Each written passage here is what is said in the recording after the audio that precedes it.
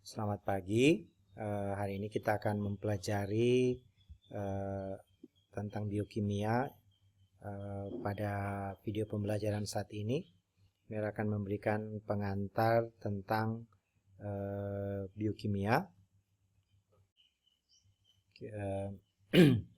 Biokimia ini adalah salah satu bidang ilmu dalam biologi yang mendasari banyak konsep-konsep dalam mempelajari biologi secara komprehensif. Oleh karena itu, apabila Anda memahami dengan baik materi atau konsep-konsep dalam biokimia, maka akan lebih mudah mempelajari biologi secara menyeluruh. Jadi, kalau Anda bisa sampaikan bahwa biokimia ini dari dua kata, yaitu biologi dan kimia, karena pada dasarnya biokimia ini adalah secara sederhana adalah menjelaskan proses atau reaksi kimia yang berlangsung dalam sistem makhluk hidup atau yang lebih kita kenal dengan reaksi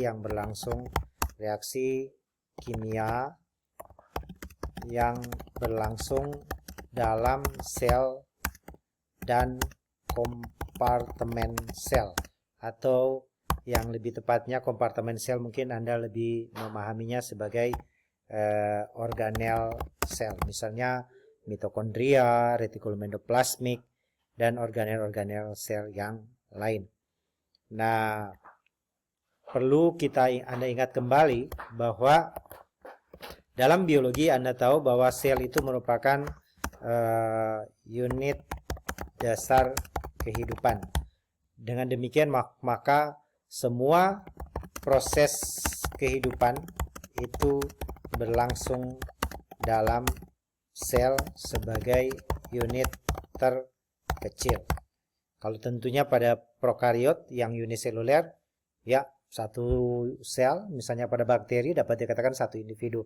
Tapi pada kita manusia atau hewan, misalnya manusia yang menurut penelitian memiliki lebih dari 3 triliun sel, maka semua proses-proses dasar itu terjadi di dalam sel yang kita kenal dengan metabolisme. Nanti ini berhubungan juga dengan fisiologi tumbuhan, fisiologi baik hewan, tumbuhan maupun mikroba, ya. Kalau di presentasi ini, biokimia adalah ilmu yang mempelajari tentang proses-proses reaksi kimia yang berlangsung dalam sel hidup, saya sampaikan. Jadi fokus biokimia adalah pada konstituen, sekali lagi, pada konstituen kimia dalam sel hidup, reaksi dan proses-proses yang berlangsung di dalam sel. Apa itu konstituen kimia? Anda perlu ingat lagi, kalau tadi pagi atau saat Anda ke kampus, Anda sarapan, maka saat Anda sarapan itu pasti mengandung unsur karbohidrat. Karbohidrat di dalamnya, kalau Anda makan ikan ada lipid. Berikut, kalau Anda makan ikan juga ada protein. Kalau Anda makan sayuran dan sebagainya itu ada mineral dan vitamin. Nah, untuk 3 biomolekul utama yaitu karbohidrat, itu penyusun atau prekursor dasar secara atomik atau pada elemen unsur itu terdiri atas karbon, hidrogen, dan oksigen. Kalau lipida sama juga karbon, hidrogen, dan oksigen. Kalau protein, elemen penyusunnya atau unsur penyusunnya itu adalah karbon, hidrogen, oksigen, berikut ada nitrogen. Nah, oleh karena itu, makronutrien CHON ini merupakan elemen atau unsur utama yang terdapat pada makhluk hidup. Nah, pada dasarnya ketika kita makan sarapan setiap hari, kita sebenarnya memberikan asupan, karena kita organisme heterotrofik, keasupan bagi sel kita ketersediaan karbon, hidrogen, oksigen, dan nitrogen. Kalau Anda ingat kembali tentang teori asal-usul kehidupan, kan teori asal-usul kehidupan pertama yang diterima adalah teori abiogenesis, menyatakan bahwa makhluk hidup itu berasal dari benda mati. Dipelopori oleh Aristoteles sampai pada John Needham. Tetapi selanjutnya pada abad ke-17-18 yang diterima adalah teori, jadi pertama abiogenesis, pertama adalah teori asal-usul kehidupan, pertama teori asal-usul kehidupan yang pertama adalah abiogenesis, yang kita kenal dengan generatio spontanea. Tokoh di dalamnya ada Aristoteles, ini sebelum Masehi. Yang kedua sebelum Masehi, yang kedua adalah teori biogenesis sekitar abad 17-18. Ini teorinya menyatakan bahwa makhluk hidup berasal dari makhluk hidup sebelumnya, atau ada 3 postulat yang dikemukakan oleh Pasteur, itu omne vivum est ovo, omne ovo est vivo, dan omne vivo est vivum, omne vivum est vivo. Nanti Anda lihat lagi itu, ini saya mengingatkan. Tetapi pada abad ke-19 muncul teori baru namanya neo-abiogenesis. Neo-abiogenesis ini, neo ini baru, neo sama dengan baru, abiogenesis adalah ya tidak berasal dari makhluk hidup. Jadi sebenarnya pada abad ke-19 muncul teori baru yang menumbangkan teori biogenesis yang menjelaskan asal-usul kehidupan. Ini dipelopori oleh Alexander Ivanovich Oparin, yang Anda lihat lagi percobaan Oparin.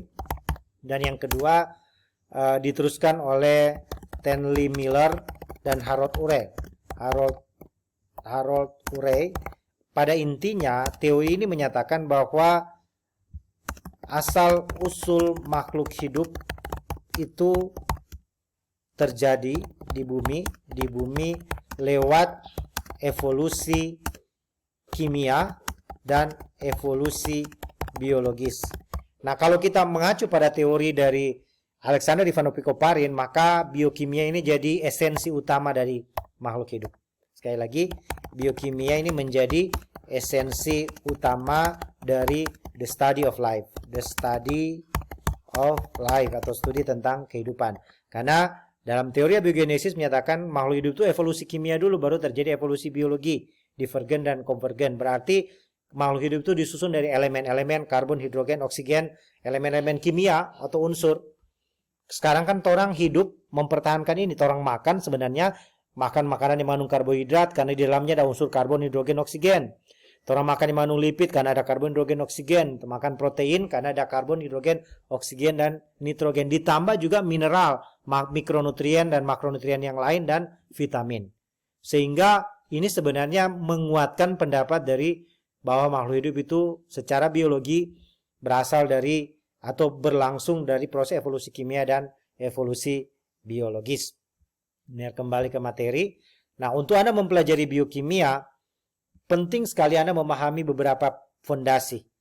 Biokimia sebenarnya juga adalah fondasi dari biologi. Selain genetika, genetika dan biologi sel. Mengapa dikatakan fondasi? Karena kalau objek studi biologi ada mikroba, bakteri, uniseluler maupun multiseluler mikrobanya, maupun tumbuhan dan hewan. Ketiga objek studi makhluk hidup ini ada biokimia mikroba, biokimia tumbuhan, dan biokimia hewan. Sama juga ada sel tumbuhan, sel mikroba, dan sel hewan. Sama juga ada genetika mikroba, genetika tumbuhan, dan genetika hewan. Sehingga 3 bidang ilmu ini menjadi dasar dalam mempelajari biologi. Karena dia kajiannya adalah keseluruhan dari makhluk hidup. Beda dengan ketika Anda mempelajari struktur perkembangan tumbuhan. Maka yang Anda pelajari ya benar-benar objek studinya berhubungan dengan tumbuhan. Nah, dasar dalam mempelajari biokimia menurut Leninger itu pertama adalah dasar sel. Kalau Anda sudah lulus biologi sel sangat baik. Yang kedua adalah dasar kimia. Dan yang ketiga dasar fisika, dasar genetik, dan dasar evolusi. Jadi ada 5 dasar dalam mempelajari biokimia. Anda harus paham tentang sel. Anda harus paham tentang kimia. Anda harus paham tentang fisika, tentang genetika, dan evolusi. Saya mulai dengan dasar Coba melihat ke dasar seluler. Ini Anda lihat kompartemen sel. Ya, karena memang proses biokimia itu reaksi-reaksi yang berlangsung pada makhluk hidup. Kalau kita ke definisi kimia, ya unit dasarnya yang sudah sampaikan tadi, berlangsung dalam sel, misalnya sitoplasmik, atau kompartemen-kompartemen organel sel, misalnya mitokondria, retikulum endoplasma, aparatus Golgi, nukleus, nukleosom, nukleoplasma, dan sebagainya. Karena itu jadi dasar utama. Sel adalah tempat. Bedakan kalau orang melakukan reaksi kimia biasa, Anda sediakan air putih, air panas, tambahkan gula, tambahkan teh, Anda aduk. Itu ada 3 komponen yang bereaksi, air, cairan atau ekstraksi dari teh, dan glukos sukrosa. Dia akan bereaksi karena air panas dan karena ada tekanan ketika Anda mengaduk. Itu reaksi kimia, tapi berlangsung pada benda mati. Beda dengan reaksi biokimia. Perbedaan utamanya reaksi biokimia itu berlangsung pada suatu sistem yang hidup, dalam hal ini sel atau kompartemen sel. Karena dia berlangsung pada suatu sistem yang hidup, maka reaksi biokimia itu pada dasarnya sangat terkoordinasi. Sekali lagi, reaksi biokimia itu sangat terkoordinasi, sangat teratur, diregulasi dengan ketat, beda dengan reaksi yang terjadi pada tadi ketika Anda buat teh atau susu dan sebagainya. Dan yang paling penting, jadi ini reaksi bio sangat unik, spesifik, sangat terorganisasi dan terkontrol. Yang paling penting adalah pada reaksi reaksi biokimia ada keyword utama. Reaksi biokimia itu melibatkan kerja enzim. Nah, kerja enzim ini tidak ada pada seperti Anda buat teh tadi. Hanya berlangsung pada sistem makhluk hidup atau reaksi biokimia. Jadi yang paling pembeda utama antara reaksi biokimia dan reaksi kimia adalah keterlibatan enzim sebagai biokatalisator. Biokatalisator maksudnya nanti kita akan pelajari di bab khusus. Enzim ini terlibat dalam reaksi-reaksi kimia, biokimia, sehingga dinamakan biokimia dalam seluler. Bahkan enzim menjadi penentu proses-proses reaksi. Misalnya dari glukosa dalam sitosol dirubah menjadi glukosa 6-fosfat. Di situ ada enzim heksokinase, heksosa, karena glukosa itu berantai memiliki karbon C6, bentuknya heksosa. Maka tanpa enzim heksokinase dan kofaktor Mg2+, yang nutrien tadi yang kalau orang dapat dari makanan, maka proses transformasi atau pengubahan glukosa menjadi glukosa 6-fosfat, di mana pada atom C nomor 6 terdapat satu gugus fosfat karena penggunaan ATP, adenosin trifosfat, di katalisis oleh enzim diubah menjadi dari trifosfat menjadi difosfat, satu fosfat melekat pada atom karbon nomor 6. Itu tidak akan terjadi tanpa enzim heksokinase. Ya, tanpa enzim tidak akan terjadi. Jadi itu kunci penting. Nah, dasar seluler, Mner ingatkan lagi, sel itu unit struktural, karena setiap makhluk hidup itu unit dasarnya adalah sel. Tidak ada bentuk atau unit dasar atau satuan kehidupan yang lebih kecil daripada sel. Catat itu. Tidak ada bentuk kehidupan yang lebih sederhana dari sel. Virus itu, jangan katakan sebagai makhluk hidup, masih perdebatan. Virus itu aseluler. Mengapa dikatakan aseluler? Karena dia tidak memenuhi persyaratan sebagai sebuah sel. Dia hanya memiliki material genetik. Material genetik pun hanya satu, DNA atau RNA. Di samping komponen-komponen protein dan biomolekul yang lain. Berikut, sel unit dasar fungsional. Mengapa fungsional? Artinya semua metabolisme, semua fungsi fisiologis itu baik pada uniseluler maupun multiseluler berlangsung dalam sel. Kenapa jari kita ini dapat digerakkan? Syaratnya di sini ada jaringan otot, di sini ada jaringan saraf, di sini ada jaringan darah. Jaringan itu unit dasarnya apa? Sel. Mengapa ada jaringan otot? Otot itu alat gerak aktif. Mengapa ada jaringan saraf? Walaupun ada otot, tanpa perintah dari otak untuk menggerakkan jari tangan, tidak akan terjadi gerakan. Otot tidak akan berkontraksi untuk menggerakkan jari tangan ini yang saya tunjukkan. Demikian juga, jari tangan ini walaupun ada jaringan saraf, ada jaringan otot, tanpa suplai energi dari jaringan darah, dari darah, sistem peredaran darah, misalnya penyediaan glukosa, tidak ada energi, tidak akan terjadi gerakan otot. Karena gerakan otot membutuhkan energi, ada dalam bentuk adenosin trifosfat. Nah, apa yang bekerja dari 3 jaringan ini? Unit dasarnya adalah sel. Sel darah, sel otot, dan sel saraf. Jadi, fungsi fisiologis ini berlangsung pada level seluler. Tapi wujudnya dapat dilihat pada level organ, apa terlebih organisme.